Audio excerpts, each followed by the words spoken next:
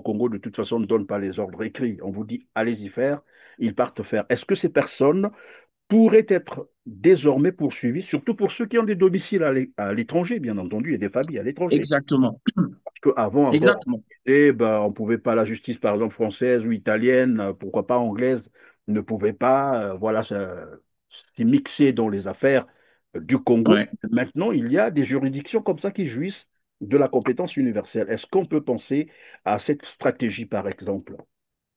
Exactement, exactement. Ce que vous dites fait déjà partie de notre stratégie d'opération en ce qui concerne cette alliance. Lorsque je parlais du levier juridique, en dehors du levier juridique, il y a également le levier diplomatique. Et donc tout ça, jumelé, cela revient à ce que vous êtes en train de dire. Nous savons tous que la majorité de nos gouvernants ont des résidences backup au niveau de l'étranger, parce que tous se disent qu'un jour, si ça capote, ils iront tous vivre en exil. Donc, il y a une chose qu'ils ne peuvent pas saboter, c'est leur droit de résidence dans les nations, dans leur nation de refuge. Vous voyez? Et donc, quand aujourd'hui, il y a une menace des acteurs politiques, des influenceurs, il y a une action, mais nous avons des rapports. Toutefois, il est important de préciser que le but également de cette alliance, ce n'est pas seulement le fait de se protéger, hein, de protéger les uns les autres, mais surtout d'envoyer un message d'unité.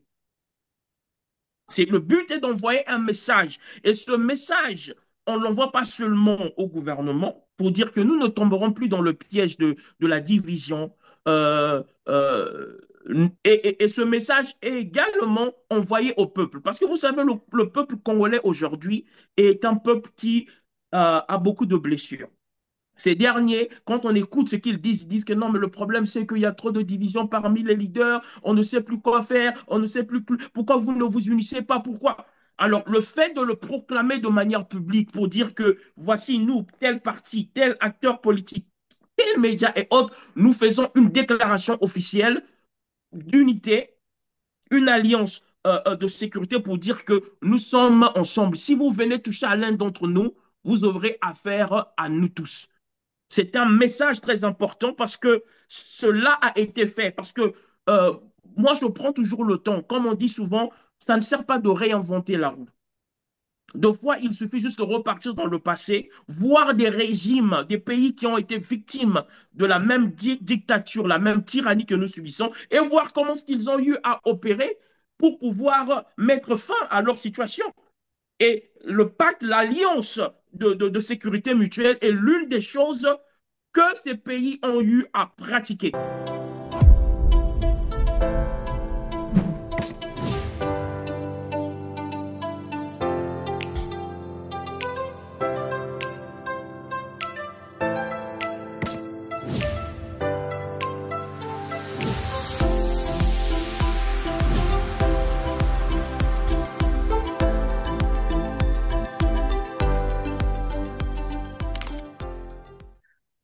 Mesdames, Messieurs, bonjour, ravi de vous trouver sur R7 en compagnie de Jurol Louimba. Bonjour, Jurol. Bonjour, monsieur Christian Perrin, comment allez-vous? Ben, je vais très bien. C'est toujours un plaisir de vous avoir sur notre plateau Droit de savoir. Vous êtes acteur des droits humains, membre d'Amnesty International. Dans un contexte où les violations des droits humains s'intensifient en République du Congo, écriviez-vous, arrestations arbitraires, enlèvements et séquestrations, intimidations, tortures, disparitions forcées, exécutions extrajudiciaires, censure et menaces ciblées, il est plus qu'impératif de se constituer en un collectif agissant capable de protéger tout citoyen congolais où qu'il se trouve à travers le monde, quel que soit son statut et sa classe sociale sans distinction aucune. Victime des injustices ou des violations des droits énoncés en amont par le régime de Brazzaville incarné par Denis Sassou Nguesso qui n'a fait que trop mal aux Congolais et souvent protégé par des puissances impérialistes. Ainsi, vous annonciez donc la mise en place d'urgence d'ailleurs d'une organisation que vous nommiez Pacte de solidarité patriotique, PSP. J'espère que ce ne sont pas les PSP où on torture les jeunes Congolais. Non, il ne s'agit pas de ce PSP. D'ailleurs, lorsque j'ai pensé à ça, Et après, j'ai vu en fait l'abréviation. Ça m'a tout de suite rappelé PSP à l'époque.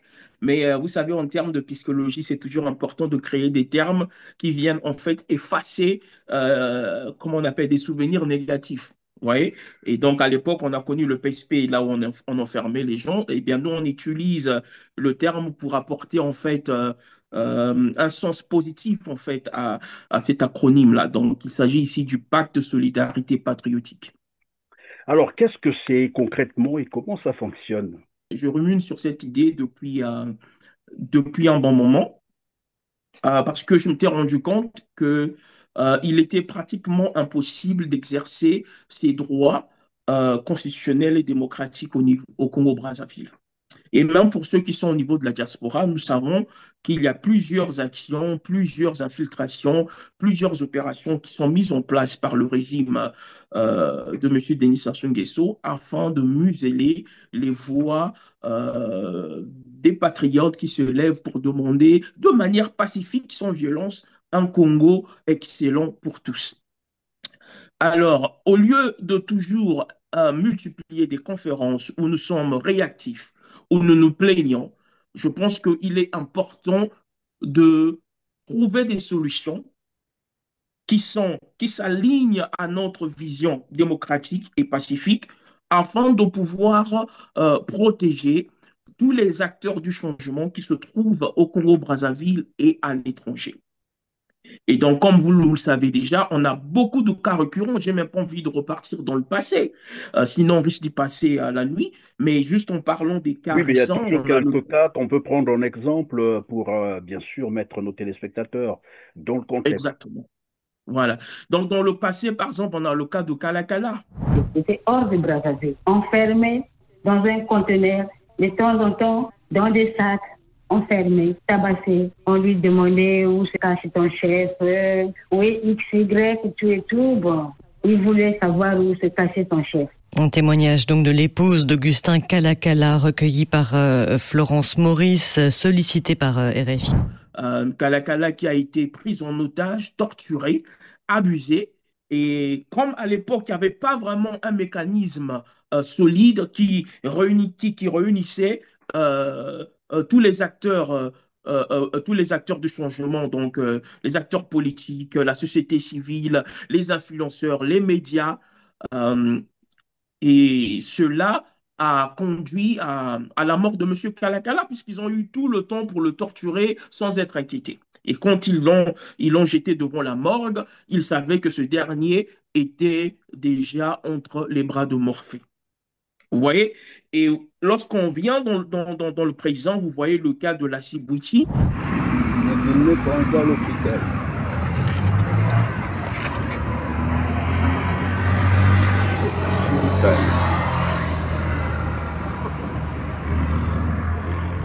Lorsque ce dernier a été kidnappé, vous avez vu que nous sommes tout de suite montés au créneau. D'ailleurs, nous avons eu à travailler avec vous. Tout de suite, on a mené des actions sur le plan médiatique, sur les réseaux sociaux. Nous avons travaillé avec des influenceurs. C'est tout un réseau qui avait été activé et sous la pression, en contactant également les services diplomatiques, dont par exemple la lettre ouverte qui a été faite à l'ambassade de la France. Tout de suite après, nous avons reçu des appels confirmant que l'ambassade avait saisi cette affaire et le lendemain, la Sibouti avait été retrouvée. Vous voyez? Et si nous n'avons pas été réactifs et si nous n'avons pas travaillé ensemble, ici je parle des acteurs politiques, des influenceurs, des activistes, des médias, si nous n'avons pas travaillé ensemble, je pense que la Sibouti aujourd'hui, on parlerait de ce dernier au temps passé.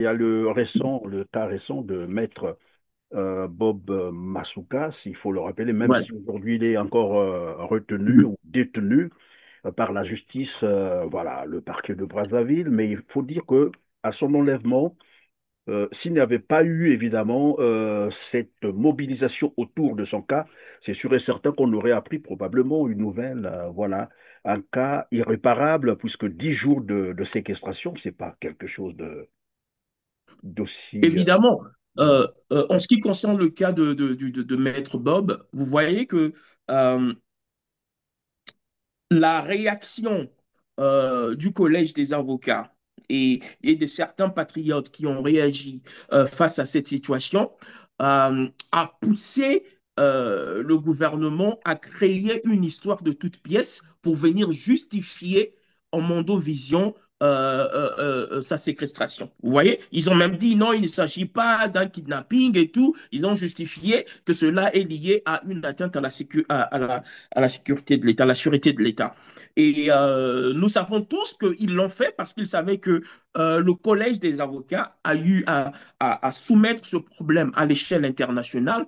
Et donc, du coup, ils étaient obligés de se prononcer et trouver un moyen de justifier cette arrestation illégale. Et le seul moyen, sachant qu'ils avaient déjà brisé tout le code pénal, et donc il fallait en fait trouver une justification ultime. Et donc ils ont Ben voilà, utilisé un leur moyen même justification habituelle. ridicule pourvu de sauver les meubles, comme qui dirait.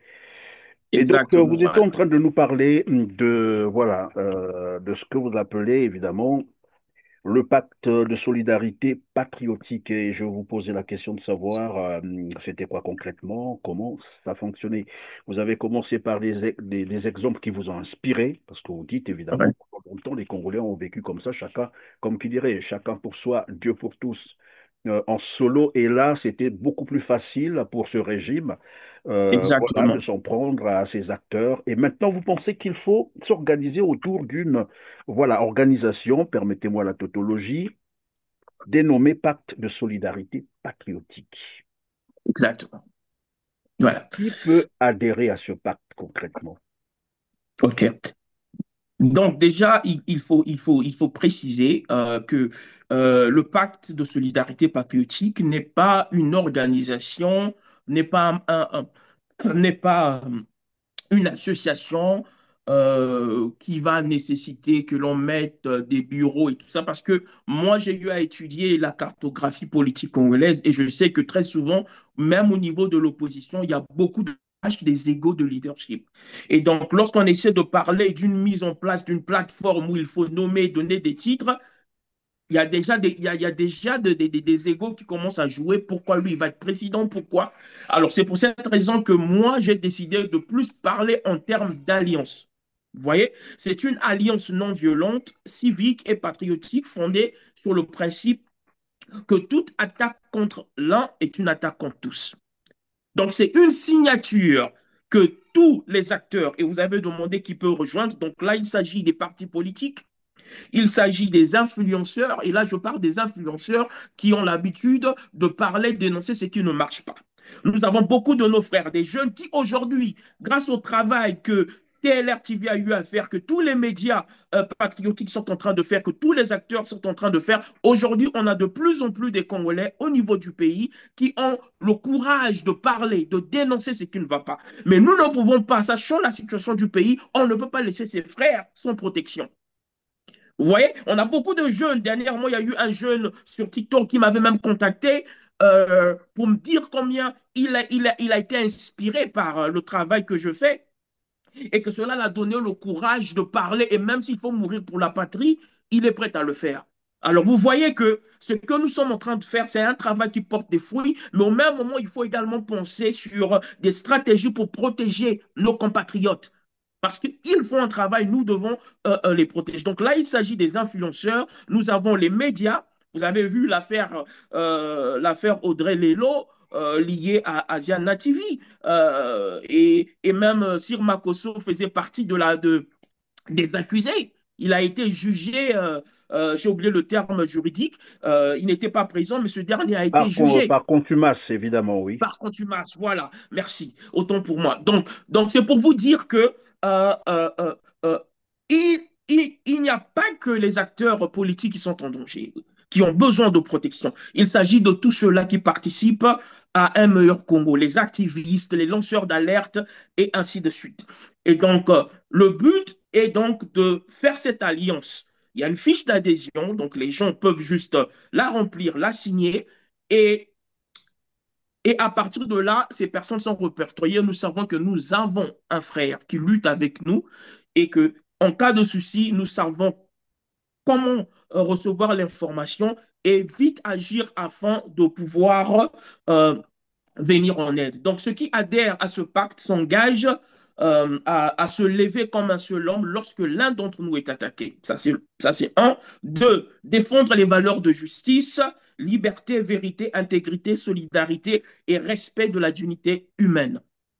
Oui, mais Vous voyez? Jean Lemba, ceux qui vont adhérer à ce pacte, sont-ils obligés de s'affirmer qu'ils sont dans ce pacte ou bien ça se passe de manière voilà, discrète, personne ne sait qui est membre, mais pourvu que la personne se prononce et s'engage par la signature, comme vous avez dit, ou le remplissage de la fiche d'adhésion. OK. Vous savez, nous faisons toujours cet effort de respecter le niveau d'engagement de toute personne. S'il y a des personnes qui veulent bénéficier de cette couverture, mais tout en restant, en ne l'affirmant pas de manière ouverte, on peut le faire. Mais toutefois, il est important de préciser que le but également de cette alliance, ce n'est pas seulement le fait de se protéger, hein, de protéger les uns les autres, mais surtout d'envoyer un message d'unité. C'est le but est d'envoyer un message. Et ce message, on ne l'envoie pas seulement au gouvernement pour dire que nous ne tomberons plus dans le piège de la division. Euh, euh, et ce message est également envoyé au peuple. Parce que vous savez, le peuple congolais aujourd'hui est un peuple qui a beaucoup de blessures. Ces derniers, quand on écoute ce qu'ils disent, ils disent que non, mais le problème, c'est qu'il y a trop de divisions parmi les leaders, on ne sait plus quoi faire, on ne sait plus pourquoi vous ne vous unissez pas, pourquoi. Alors, le fait de le proclamer de manière publique pour dire que voici nous, tel parti, tel acteur politique, tel média et autres, nous faisons une déclaration officielle d'unité, une alliance de sécurité pour dire que nous sommes ensemble. Si vous venez toucher à l'un d'entre nous, vous aurez affaire à nous tous. C'est un message très important parce que cela a été fait. Parce que euh, moi, je prends toujours le temps. Comme on dit souvent, ça ne sert pas de réinventer la roue. Deux fois, il suffit juste de repartir dans le passé, voir des régimes, des pays qui ont été victimes de la même dictature, la même tyrannie que nous subissons, et voir comment ce qu'ils ont eu à opérer pour pouvoir mettre fin à leur situation. Et le pacte, l'alliance de sécurité mutuelle est l'une des choses que ces pays ont eu à pratiquer. Je vous donne un exemple concret, et j'en donnerai d'autres au fur et à mesure, mais un exemple flagrant. Je donne l'exemple de l'Afrique du Sud qui est quelque part le symbole De la de résistance, l'activisme, voilà, voilà, de la d'activisme. résistance, de la révolution. Et en Afrique du Sud, il y a eu cette alliance de sécurité mutuelle qu'ils ont appelée le Front Uni. À l'époque, il y avait l'ANC, chacun opérait à sa manière. Il y avait d'autres partis comme le SCCP, il y avait également le COSATU, qui est en fait une organisation qui réunissait les syndicalistes. Vous voyez? Et ils luttaient contre l'apartheid. Vous voyez? Parce qu'aujourd'hui, au Congo-Brazzaville, nous avons face en fait à un apartheid ethnique. On doit le dire. Ceux-là qui disent que non, non, mais c'est faux parce que dans le gouvernement, il y a des gens du Sud et tout ça. Mais je rigole lorsque les gens disent ça parce que les gens ont-ils oublié que sous le colonialisme, le contremaître était un noir? Est-ce que ça voulait donc justifier pour dire que non, ah non, nous ne sommes pas des colons, nous ne sommes pas des racistes, la preuve, le contremaître est noir et c'est l'un de vos frères. Non, le contremaître avait pour objectif de calmer, de contrôler les gens de sa tribu, les gens de sa région. Ils avaient un rôle. Et donc, tous ceux que vous voyez là, qui disent que non, voilà, le ministre intel, il est du Sud, il est de la Bouenza, il est de ceci. Non, ce sont des contremaîtres. C'est un Ils habillage servent un groupe. simplement, oui. Voilà. Non, je Donc, disais nous, que voilà. c'était un habillage, mais je vais revenir sur la mission ou, disons, les objectifs visés par ce pacte de solidarité patriotique. Parce qu'après, il peut y avoir plusieurs autres interprétations, et ça, on se connaît, hein, les Congolais. Ouais. Et souvent, quand c'est comme ça, surtout qu'il s'agit de protéger, on a bien dit, tout Congolais qui adhérera, qu'il soit d'un parti politique ou influenceur, journaliste, roi, des médias ou de quelle autre obédience. Mais après, ça sera très vite interprété comme étant une organisation probablement politique opposée au régime de Brazzaville, alors qu'ici, il s'agit de protéger les Congolais de quelque statut qu'ils soient. C'est ce que je précisais au début. Qu'est-ce que vous dites à ceux qui sont tentés, évidemment, de croire, de penser que finalement, c'est peut-être une organisation politique qui se prépare, voilà, à se Ouais. mettre en place. Très, très bonne question, très bonne question. Je vais répondre en finalisant déjà l'exemple que j'étais en train de donner tout à l'heure concernant le Front uni en Afrique du Sud. Donc, ces derniers, ayant compris qu'ils avaient devant eux un ennemi, excusez-moi, très agressif, un ennemi qui avait toute l'armée de l'État à sa disposition, un ennemi qui avait toutes les finances de l'État. Donc, en termes de finances, ils étaient plus nantis que l'ANC et tout. Et ils ont compris, à force de travailler ensemble, parce que l'erreur que les acteurs politiques au Congo, les opposants font, l'ANC a eu à faire commettre la même bêtise, la même erreur. L'idée de croire que nous allons sauver le pays seul, que nous sommes le parti sauveur, cette idée-là de croire que nous pouvons le faire seul, on n'a pas besoin des autres. L'ANC croyait également qu'ils pouvaient le faire, mais après un moment, ils ont vu que plusieurs d'entre eux se retrouvaient en prison, d'autres ont été tués. Ils se sont dit non, non, non, non, on doit mettre nos égaux de côté. Et ils ont décidé de créer le Front Uni avec le SCP, un parti qui existait déjà, un mouvement de Noirs, et également avec le COSAT, qui était en fait une organisation des syndicalistes. Parce que dans tous les pays, même en termes de révolution, les syndicats jouent un rôle très clé. Parce que vous allez même voir dans l'histoire du Congo, quand on voit ceux qui ont commencé à lutter contre la colonisation, parmi eux, c'était les chefs des syndicalistes, dont M. Titiel. Je ne sais pas si vous connaissez l'histoire du Tout Congo. à Donc, fait. les syndicats jouent un rôle très important. Et donc, en créant ce front uni, l'ANC donc c'était en fait une alliance tripartite. Donc, c'était grandes organisations. Et en fusionnant leurs énergies, ils ont commencé en fait à compliquer la tâche au régime de l'apartheid parce qu'ils étaient plus organisés, ils avaient plus de ressources et l'apartheid savait qu'ils avaient plus affaire à des personnes isolées. Ils savaient que lorsqu'ils dérangent une personne de l'ANC, c'est plusieurs organisations qui vont se lever au même moment. Et ça a commencé à déstabiliser le régime de l'apartheid.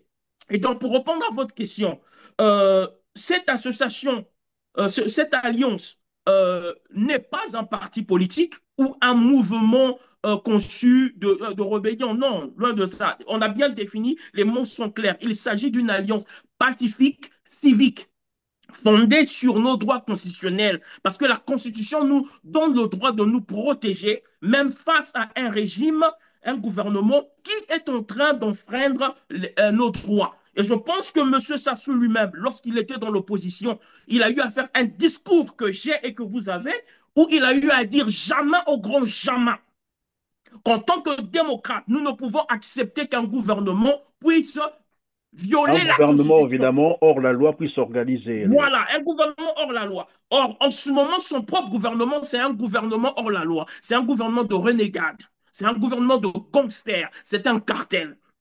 Et donc, notre association est même fondée sur la sagesse de Sassou, parce qu'on peut dire qu'à ce moment-là, il y avait un brin de sagesse qui agissait en lui. Et donc, même cette alliance est fondée sur la déclaration de M. Denis Sassou Nguesso. C'est fondé sur ses propres propos. Donc, nous, ce que nous faisons, la preuve, c'est quand nous parlons de protection, nous parlons même de la protection des membres du PCT.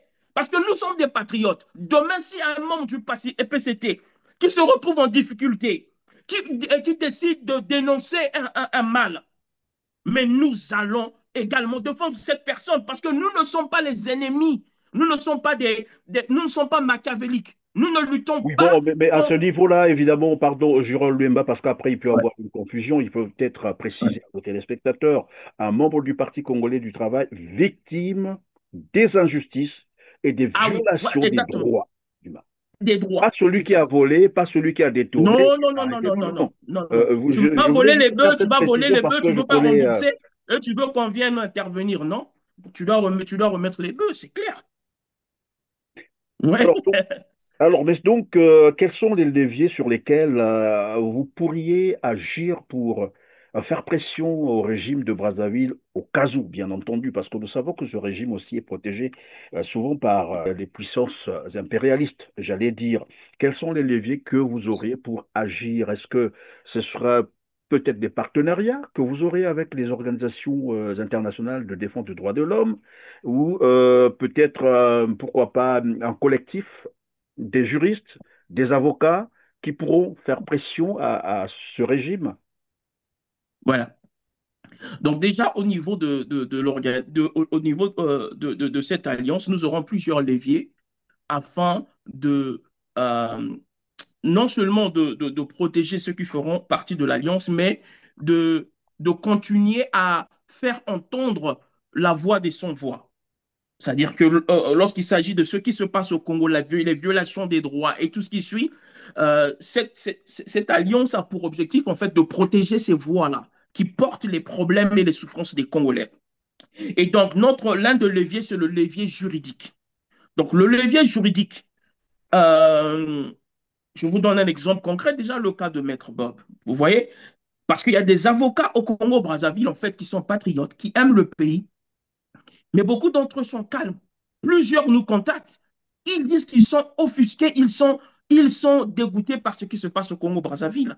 Mais ils disent que si je parle, ils peuvent se retrouver dans la situation de Maître Bob. C'est pour cette raison que même au sein de l'Alliance, notre objectif, c'est également, parmi les personnes que nous invitons, il y a également des avocats. Et donc, nous voulons également avoir ces avocats-là qui parlent qui protègent, comment on appelle, les intérêts, qui protègent les personnes victimes d'injustice. Ces derniers également sont bienvenus, ils doivent faire partie de l'Alliance. Et surtout, nous avons un mécanisme juridique, c'est-à-dire qu'il y aura des avocats qui vont travailler pour l'Alliance. Donc, il y aura des avocats sur le plan local, de telle sorte que si demain, on a un frère, un acteur politique qui se retrouve arrêté et tout, eh ben, l'avocat sur place va tout de suite monter au créneau pour défendre cet acteur politique s'il a été arrêté de manière injuste. Parce que nous savons qu'au Congo-Brazzaville, le peuple congolais a été asphyxié, les entrepreneurs ont été asphyxiés. Pour être riche, il faut faire partie du système. Cela a été fait exprès. C'est ce qu'on appelle en anglais the strategy of the scorched earth, c'est-à-dire que la stratégie de la terre brûlée. C'est-à-dire que tous ceux qui ne sont pas avec nous, il faut brûler la terre, de telle sorte qu'ils ne puissent pas avoir des ressources pour financer peut-être un avocat, pour financer un acteur politique. Donc, vous savez, la majorité des partis politiques de l'opposition n'ont pas de moyens. Je suis sûr que même certains n'ont pas d'avocat. Alors, au lieu d'être toujours être là en train de se plaindre, être dans des noms, il faudrait penser à des solutions. Donc, à travers cette alliance, nous aurons un mécanisme juridique, avoir des avocats sur place au Congo, des avocats à l'étranger qui vont monter au créneau dès qu'il y a un problème, porter plainte sur place et porter plainte à l'étranger. Ça, c'est le premier levier. Le deuxième levier, c'est le levier médiatique. Vous avez vu comment ce que j'ai fait même une tournée au niveau de l'Afrique du Sud, au niveau des médias. Nous avons des partenaires. Avec des chaînes, nous avons des collègues, des amis, des relations que nous avons tissées dans le monde des médias. Nous avons des frères en France, aux États-Unis, un peu partout. Et donc, quand il y a un problème, nous activons ce réseau. Parce que nous devons comprendre une chose, quand on fait de la politique, il faut comprendre le langage et le vocabulaire de la politique.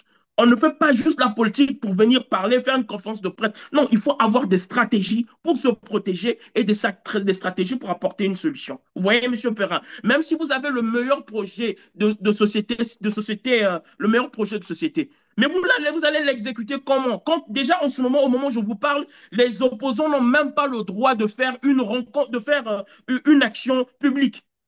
Alors que le PCT en ce moment est en train ils ont déjà commencé une campagne électorale.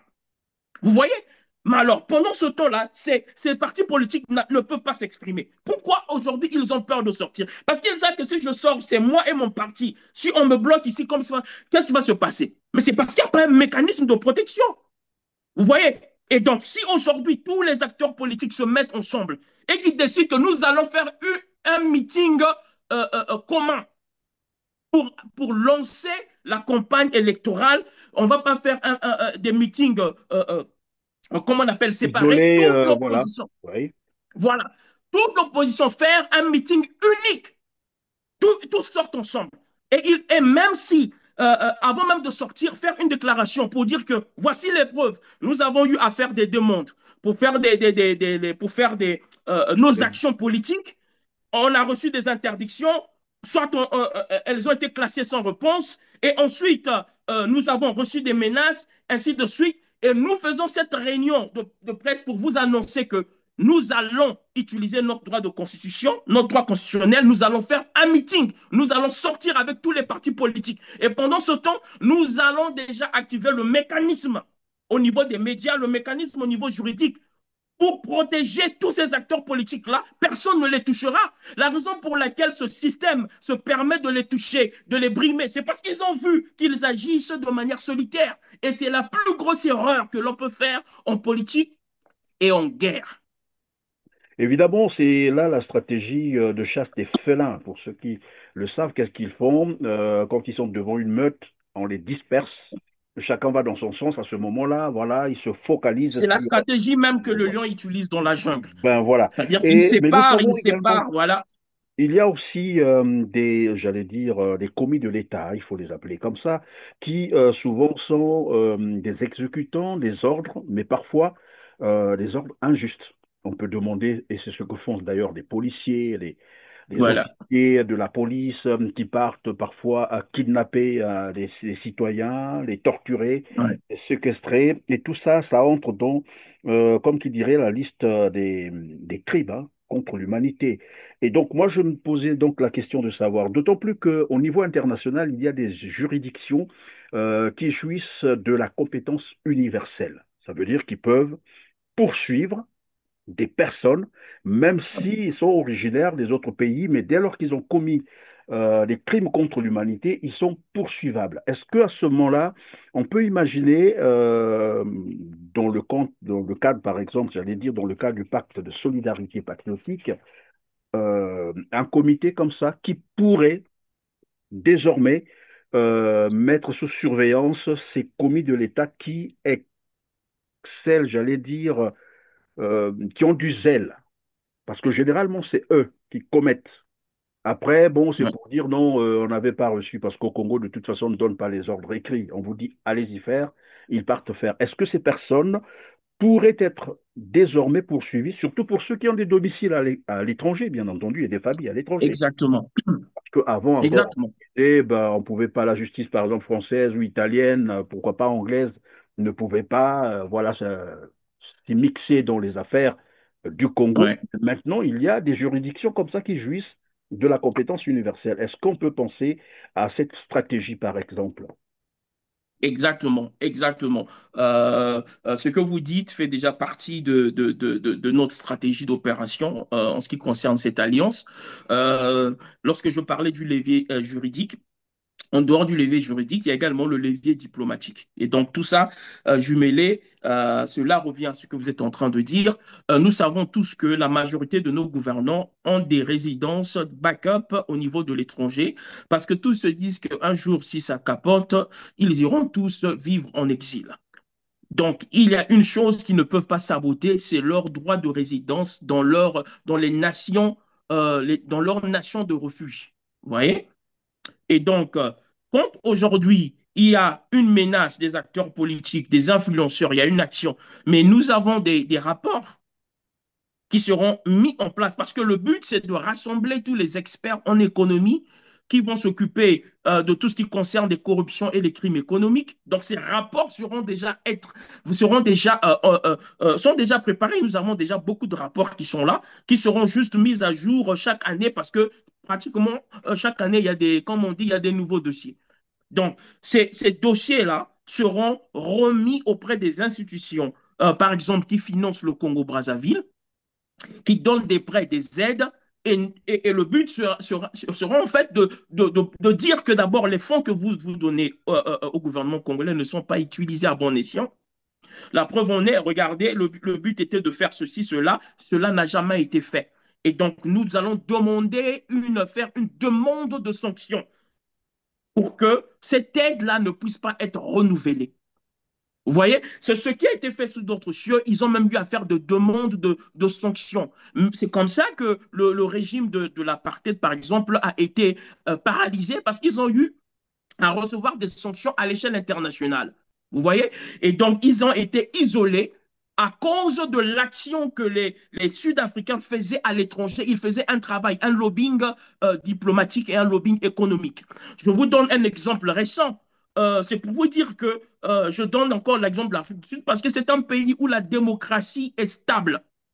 Vous voyez, je pense que vous êtes au courant de la situation qui s'est passée avec Donald Trump lorsqu'il a commencé à parler de la situation de l'Afrique du Sud en disant qu'il y a un génocide des Blancs en Afrique du Sud. Je ne sais pas si vous avez suivi cette histoire et Oui, qu'ils ont même eu à prendre des décisions pour pouvoir sanctionner l'Afrique du Sud. Mais vous savez, en fait, qui a présenté ce dossier sur le bureau de Donald Trump, dans le bureau ovale?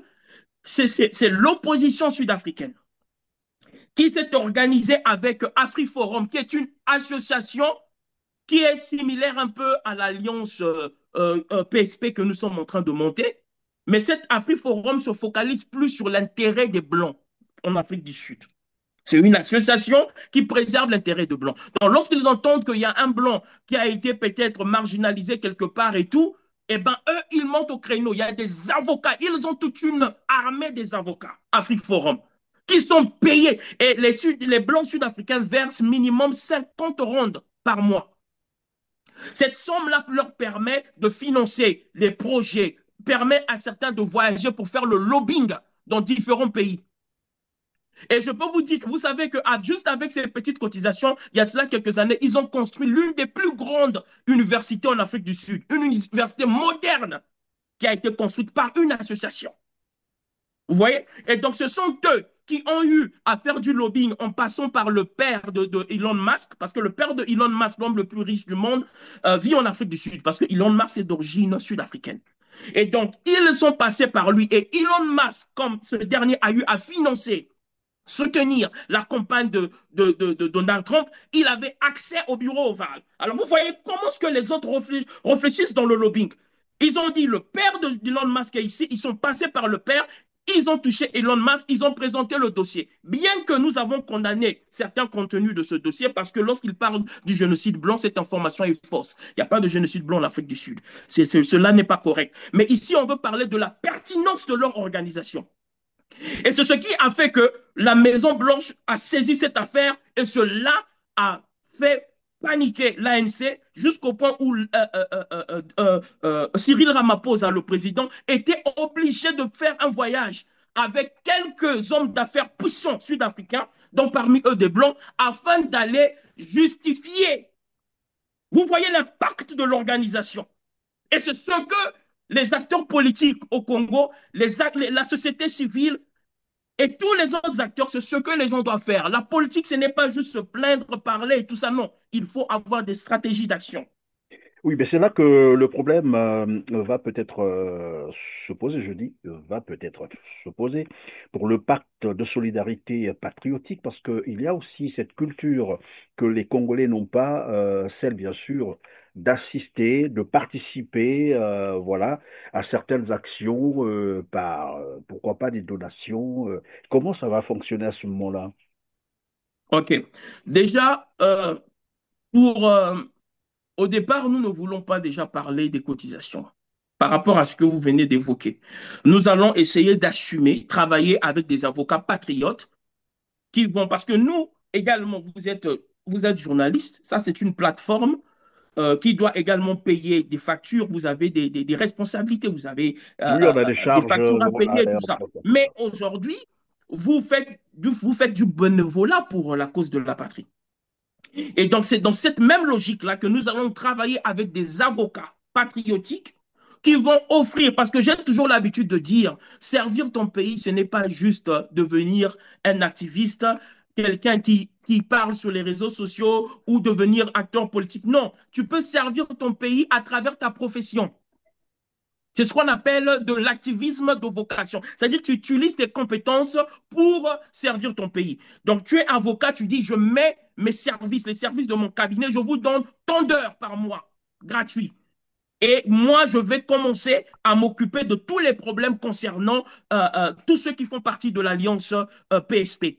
Et il en est de même pour les experts en économie. Moi, j'ai un cabinet. Nous allons faire des rapports que nous allons présenter auprès des institutions internationales afin de demander des sanctions, afin de porter plainte au gouvernement congolais.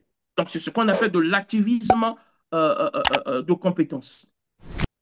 Alors, donc, comment ça va se passer, disons, les adhésions, j'allais dire, pour les Congolais qui voudront évidemment adhérer, parce que finalement, c'est une plateforme assez importante à vous suivre, bien sûr, à vous écouter, le pacte de solidarité patriotique. Je sais qu'il y a déjà certainement des gens qui voudraient adhérer à cette plateforme. Comment vont-ils faire concrètement? Y a-t-il un site internet spécifique? Comment ça va se passer?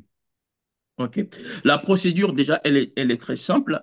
Le site Internet, on travaille dessus. Mais moi, comme certains déjà le savent, moi, je suis pragmatique. J'ai une mentalité anglophone. Nous n'aimons pas perdre de temps. On passe vite à l'action. Et donc, il y a une adresse email qui est déjà en place. On a déjà des fiches, je pense, qui ont été déjà partagées à certaines personnes. Certains partis politiques sont déjà partants. Ils ont donné leur feu vert. Ils ont accepté de participer, de faire partie de l'Alliance parce qu'ils ont compris eux-mêmes que ça fait des années qu'ils essaient de faire des choses en solo.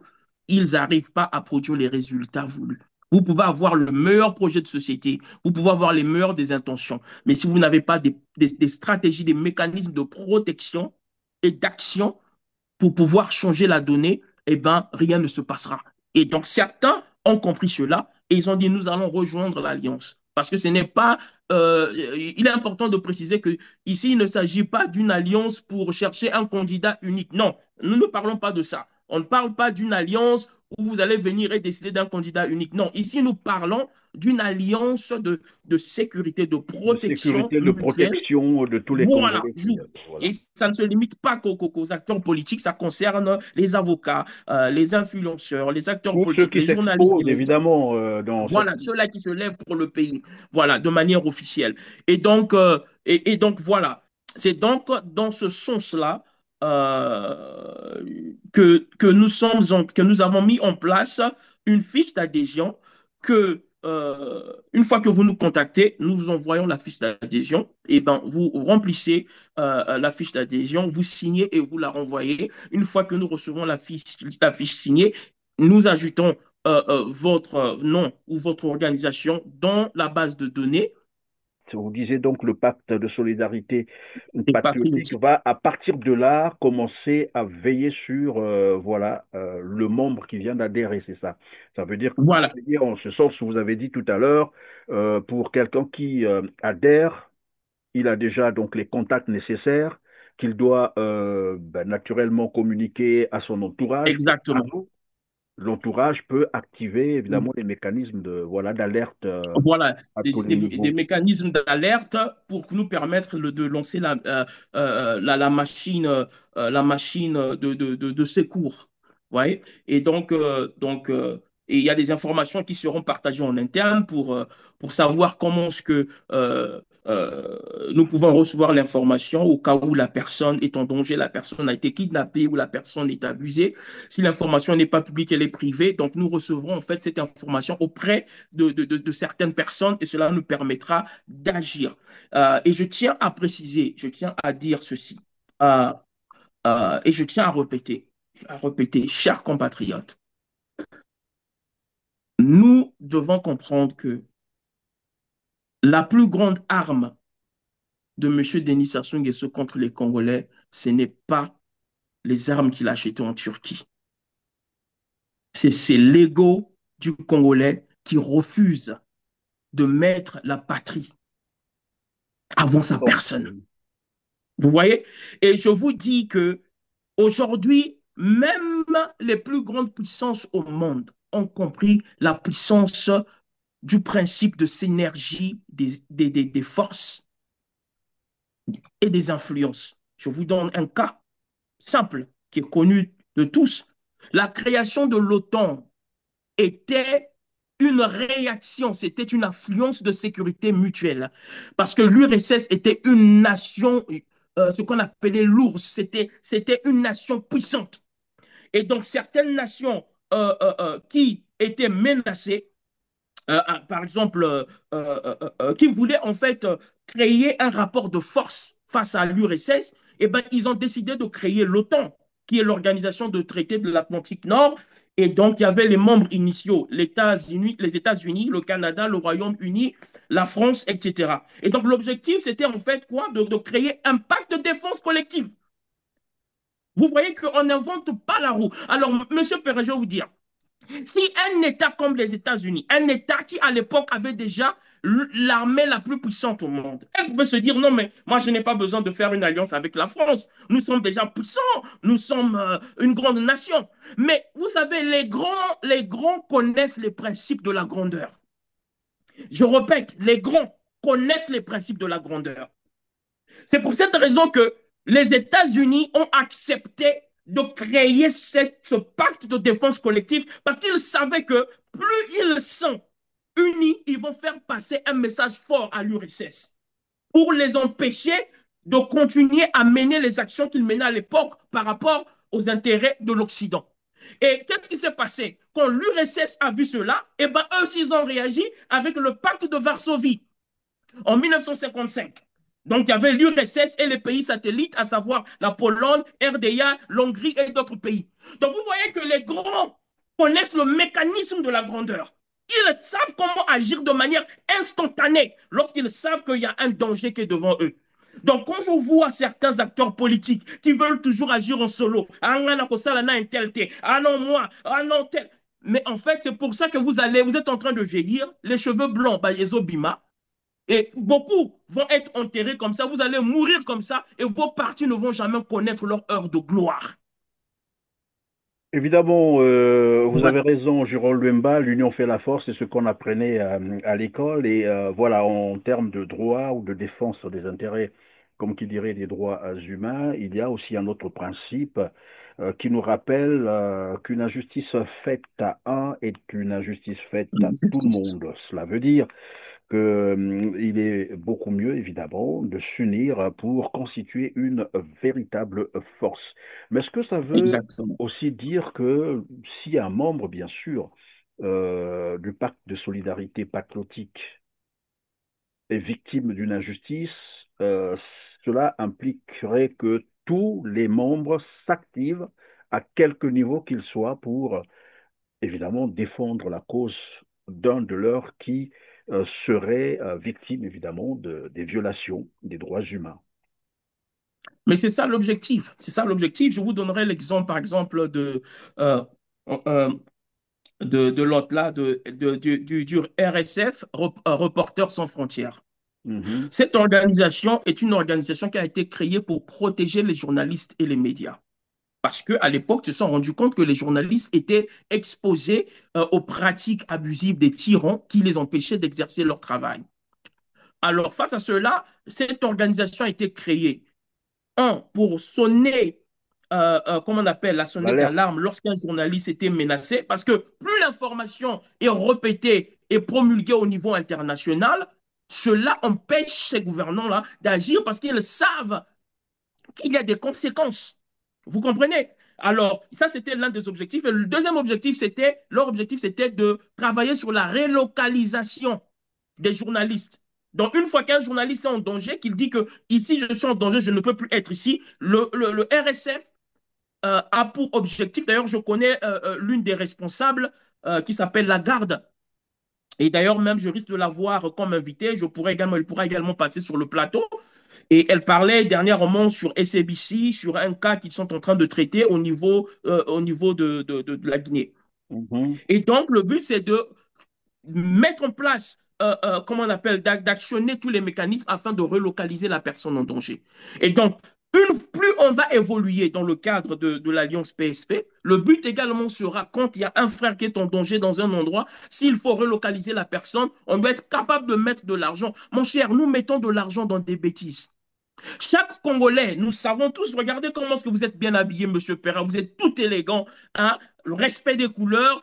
et tout ce qui suit, un Congolais déjà en termes d'habillement ne dépense pas moins de 1 000 € par an dans l'habillement, les sorties et tout ça. Là même, je suis un peu... vous voyez, il y a des Ouais, gens qui très relatif, oui. dépensent plus que ça. Vous voyez, alors pourquoi ne pas faire ces dépenses pour pouvoir euh, transformer notre pays? Et donc, aujourd'hui, on pourrait arriver à un niveau. Regardez le cas de la Sibouti. Ce dernier doit être évacué. Dernièrement, j'ai parlé à un frère, j'ouvre une parenthèse qui correspond à ce qu'on est en train de dire. Dans le cas de la Sibouti, lorsqu'on avait décidé de contacter les chanceliers, de contacter les ambassades et tout, pour pouvoir présenter le cas de la Sibouti afin de demander son évacuation.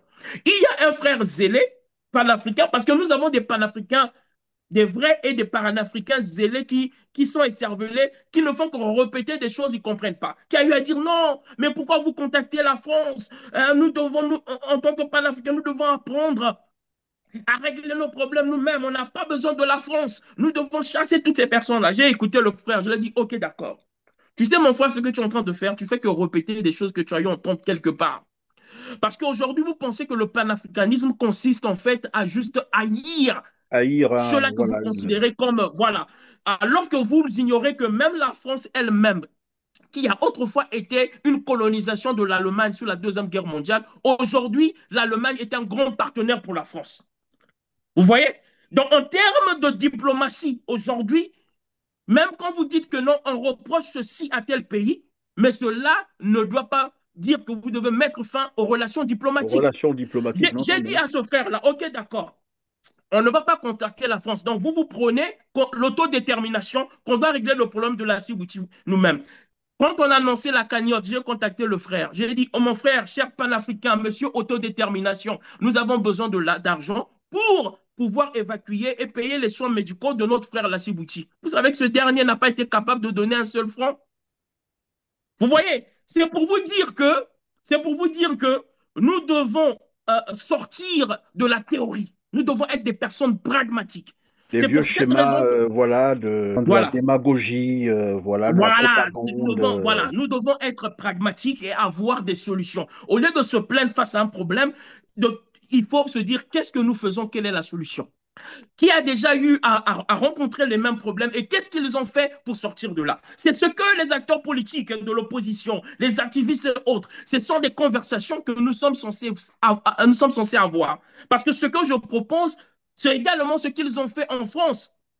À l'époque, lors de la Deuxième Guerre mondiale, quand ils ont créé le CNR, le Conseil national en France qui rassemblait les gaullistes, les chrétiens, donc les leaders religieux, et plein d'autres, ils se sont mis ensemble afin de pouvoir lutter contre le danger qui se trouvait dans leur pays. Donc, vous voyez que depuis que j'ai commencé, je ne cesse de donner exemple après exemple pour prouver que ce que je suis en train de dire n'est pas une invention, une utopie, mais c'est un principe, une stratégie qui a été implémentée depuis plusieurs Ailleurs, et décennies voilà, et elle et qui continue a à produire fonctionné. ses fruits. En Voilà. tout cas, merci Jurol Lumba. Je rappelle que vous êtes acteur des droits humains, membre d'Amnesty International. Ça a été un réel plaisir de vous avoir encore eu sur notre plateau. Je vais vous laisser conclure cette émission. Ben, certainement une synthèse de tout ce qu'on s'est dit. Voilà. Et donc, juste pour mon dernier mot, j'aimerais encore une fois de plus interpeller nos compatriotes. Vous savez, euh, lorsque vous avez face à vous un adversaire, une personne que vous considérez comme étant un adversaire, c'est important de pouvoir comprendre sa manière d'agir. Une fois que vous connaissez ces méthodes, il faut se poser la question, est-ce que nous allons utiliser également ces méthodes, à savoir les méthodes de violence? Si la réponse est non, vous dites que nous sommes des patriotes, nous utilisons des méthodes pacifiques, alors il faut réfléchir, se dire quelles sont les méthodes pacifiques prouvées qui ont été utilisées afin de pouvoir faire face à ce type de problème. Vous voyez, les gens ont l'habitude de commettre l'erreur de traiter M. Sassou d'idiot. Non, loin ça, c'est une erreur très grave que les acteurs politiques. Parce que ça fait plus de 40 ans que vous le traitez d'idiot, mais il est toujours au pouvoir. Alors dites-moi, comment on appelle un intellectuel qui se fait diriger par un idiot? Il faut donc trouver un nouveau mot pour qualifier ces personnes. Donc, M. Sassou est loin d'être idiot. C'est un stratège, une personne intelligente, mais qui a décidé d'utiliser son intelligence pour son intérêt machiavélique. Vous comprenez? Alors, regardez M. Perrin. Je vous donne juste un exemple simple en chutant. Lorsque M. Sassou, après la conférence, il se retrouve en France et il réalise la solitude, en fait, euh, liée à la vie de citoyen lambda, s'il faut le dire. Et donc, il est malade. Il veut son fauteuil. Mais regardez, vous allez voir que M. Sassou, c'est un stratège. Il réfléchit. M. Sassou a dit, je ne peux pas passer par la stratégie de faire des marches, mobiliser la diaspora pour faire des marches, mobiliser aux gens au pays pour faire des marches, parce qu'il savait une chose, il était sincère avec lui-même. Il savait que le peuple ne l'aimait plus. Il savait qu'il ne pouvait pas mobiliser une marche même de 10 personnes en France. Il ne pouvait pas. Alors, qu'est-ce qu'il s'est dit? Il a donc décidé de faire du lobbying des décideurs. Il a rassemblé des têtes politiques. Il les a expliqué son plan. Il dit, je veux repartir au pouvoir. Voici ce que je veux faire. Est-ce que vous êtes partant? Alors, ils ont créé une alliance de sécurité mutuelle par rapport à leur plan. Est-ce que vous voyez? La deuxième chose que M. Sassou a eu à faire, il est allé activer le lobbying diplomatique et le lobbying économique et le lobbying militaire. Le lobbying diplomatique, il est allé convaincre le Quai d'Orsay que j'ai appris de mes erreurs. Moi, je suis prête à revenir. Si je vais là-bas, j'ai appris que ce type qui est au pouvoir là, il veut toucher à votre gâteau. Il veut même changer comment on appelle, le pourcentage du pétrole. Oui, voilà, alors, vous voyez que Sassou, il savait utiliser ce qu'il pouvait considérer comme alors que ce que Lissouba faisait, c'était un acte patriotique. Mais par rapport aux intérêts du Quai d'Orsay à l'époque, c'était un dérangement. Et donc, Sassou a utilisé cet élément pour présenter un dossier au Quai d'Orsay à son avantage. Est-ce que c'est ce que les acteurs de l'opposition font? Vous voyez que Sassou n'est pas un idiot, c'est un stratège. Et quand il a présenté cet élément, c'est ce qui a permis, avec, je pense que vous avez suivi l'interview de l'homme, le lobbyiste qui l'a aidé à reprendre le pouvoir, qui est aujourd'hui déçu parce que lui, il dit même dans son interview, il dit que quand je l'ai vu, il était tout malheureux. Et j'ai décidé de l'aider. Je l'ai mis en contact avec les décideurs. Il s'agit Et il a dit qu'il croyait qu'il... Oui. Voilà, il a dit que je croyais qu'il avait appris sa leçon et qu'en repartant au pouvoir, il allait au moins développer le pays et prendre soin du peuple. Mais j'ai été déçu. C'est ce qu'il a eu à dire. Il y avait ici à Paris Denis Sassou Nguesso en exil, que personne ne voyait, ni Chirac, ni Roussin, ni Dupuche, ni les gens qui s'occupaient d'Afrique, qui était un peu à la ramasse, comme on dit en français, en perdition dans son bel appartement de l'avenue Rapp. Et on a beaucoup parlé.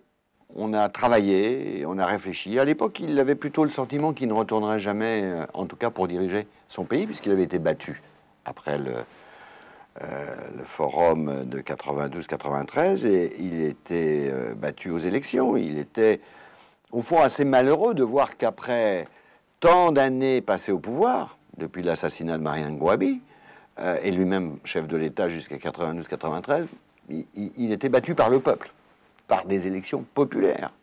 Moi, j'ai espéré que quand il est reparti en début 97 d'ici, de Paris, je l'ai beaucoup aidé, avec beaucoup d'amis, nous avons contribué à son retour aux affaires. Moi, j'espérais surtout qu'il appliquerait un programme, des projets allant dans le sens d'une meilleure éducation, d'une meilleure santé, d'une réparation du CFCO, du chemin de fer Congo-Océan, d'une création d'une route qui irait de Pointe-Noire, la capitale économique, à Brazza, etc., etc. Tout ça, malheureusement, après 2 guerres civiles d'août et de novembre 97, a contribué à l'arrivée de Sassou à Mpila et au pouvoir. Il s'était caché au PK-14 longtemps chez son ami qu'on surnomme le général Diap. Tassoua, vous voyez, je connais un peu la chanson.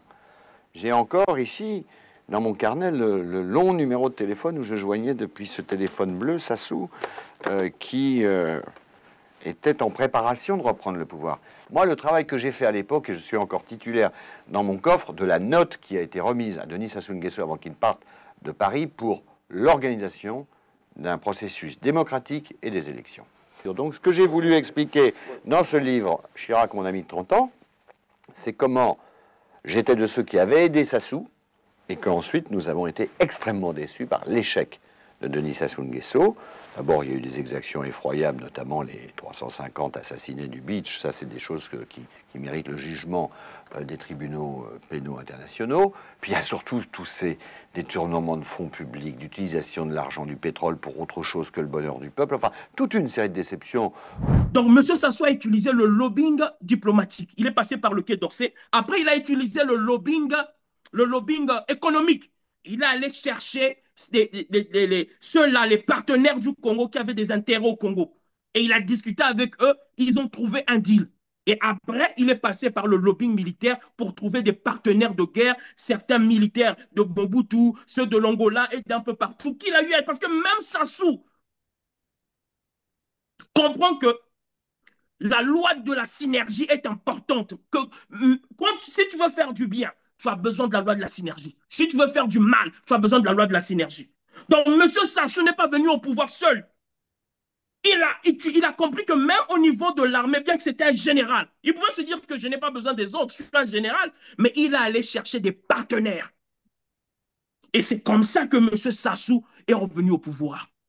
Alors, comment est-ce qu'aujourd'hui, nous disons que nous voulons un changement dans notre pays, mais nous ne pouvons pas appliquer des principes. Même quand Sassou est assis sur son fauteuil, il peut même se dire que mes bateaux, comédien. Parce qu'il connaît en fait les atouts, les éléments qu'il faut utiliser pour faire tomber son pouvoir. Vous comprenez? Et c'est pour ça que moi, j'interpelle les acteurs politiques, les influenceurs, les activistes, tous les Congolais qui aiment la et même à ceux-là qui sont en France. Vous savez qu'aujourd'hui, on peut même aujourd'hui dire à nos frères qui sont au pays, ne faites plus aucune marche. Si aujourd'hui, nous mobilisons juste la diaspora de la France, en France, il y a plus de 250 000 Congolais. Si aujourd'hui, chaque mois, il y a au moins 5 000 Congolais qui sortent, je peux vous dire que les Français vont en avoir marre. Et ils vont changer les données. C'est ce qui s'est passé au Sénégal. Macky Sall n'a pas été lâché parce que la France le voulait. Macky Sall était le choix de la France. Mais lorsqu'ils ont vu la diaspora sénégalaise se mobiliser chaque jour en masse en France, ils ont dit qu'on ne peut plus supporter cela. Et ils ont vu la diaspora française, sénégalaise mobiliser 425 millions en moins de 3 mois. Vous voyez, le pacte de solidarité patriotique. C'est ce qui a permis à Sonko de financer son élection. Voilà. Et donc, c'est ce que moi, je veux dire à nos compatriotes. Le changement ne viendra pas par des plaintes. Le changement ne viendra pas en voulant jouer le Superman. Parce que même le Superman a un problème de kryptonite. Il a une faiblesse. Et il avait besoin des autres. C'est pour cette raison que j'interpelle tous les acteurs politiques, tous les influenceurs, tous les journalistes, les médias, les leaders d'opinion, les économistes, les avocats. Il est l'heure pour nous de venir ensemble pour pouvoir agir, se protéger de manière mutuelle et également agir ensemble afin d'apporter un changement réel. Parce qu'il ne reste plus que quelques temps. Il ne reste plus que quelques temps. Et si aujourd'hui la France continue à voir, par exemple, que l'opposition et tous ceux qui demandent le changement, qu'ils sont désorganisés, qui ne sont pas sérieux, mais vous voyez que le choix est clair. Parce qu'il faut un rapport de force pour que Macky Sall puisse recevoir cet appel du Quai d'Orsay pour lui dire, mon cher frère, nous t'aimons bien, mais tu dois partir. C'est parce qu'ils ont vu un rapport de force issu d'un pacte de solidarité patriotique sénégalais. Et donc, c'est pour cette raison que nous avons proposé ce projet. Contactez-nous. L'adresse email est disponible, c'est marchepatriotique@gmail.com. Je répète, marchepatriotique@gmail.com. L'information sera également affichée sur l'écran. Contactez-nous parce que nous devons transformer notre pays afin de bâtir une patrie excellente pour tous. Merci. Voilà, merci Jérôme Lemba. Évidemment, je crois que le message est bien passé. C'est aux Congolais maintenant d'agir. On a parlé des influenceurs, des journalistes, des médias, des politiques, des avocats, tous ceux qui œuvrent pour la libération du Congo avant qu'il ne soit trop tard, bien entendu. Trop tard. Voilà, c'est une très belle initiative. En tout cas, merci à Jérôme Lumba d'avoir été avec nous pour nous expliquer cette nouvelle initiative qui pourrait évidemment apporter une valeur ajoutée dans la lutte de libération du Congo-Brazzaville. Mesdames, Messieurs, merci de nous avoir suivis. Cliquez sur le petit pouce en l'air, partagez massivement et dites-nous en commentaire ce que vous pensez de cette émission, mais aussi de cette initiative qui sera lancée. D'ici là, je crois que ça ne va pas tarder. C'est ça, Jérôme, ou bien c'est déjà lancé? C'est déjà lancé, comme je vous ai dit, il y a déjà des acteurs politiques qui sont partants. Et donc, nous attendons juste le reste de la confrérie. Venez nous rejoindre afin de pouvoir sauver notre patrie bien-aimée. Et mes salutations et des gros bisous au peuple congolais. Nous vous aimons. Ah, on ne sait pas comment définir cet amour que nous avons pour vous, mais afin de changer les choses, nous devons travailler ensemble parce que nous avons besoin de cette collaboration mutuelle. Merci. Voilà, rien de, comme disait, de plus honorable que de mourir pour sa patrie, hein. Je crois que ça, tout le monde doit se le dire à tout le temps et se remémorer. En tout cas, merci donc d'avoir été avec nous, je l'ai dit tout à l'heure. On se retrouve très prochainement, mesdames, messieurs. Restez donc connectés sur votre média R7. On se dit au revoir et à bientôt.